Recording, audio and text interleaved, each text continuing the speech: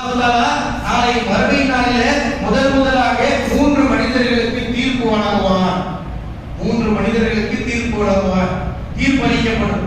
முதலாவது ஒரு மனிதர் கொண்டு வரப்படுவார்.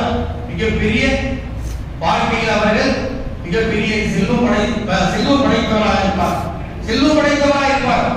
உனக்கு கொடுக்கப்பட்ட செல்வம் எங்கே என்று கேட்கப்படும். அவர் சொல்வார், உனக்கு அல்லாஹ் எவ்வளவு ஞாபகங்களை கொடுத்தார், என்ன செஞ்சீங்க? அவர் சொல்வார், யா ரசூலல்லாஹ், யா அல்லாஹ், என்னுடைய பொருளாதாரத்தை உனக்காக வேண்டிய செலவு செய்தேன்.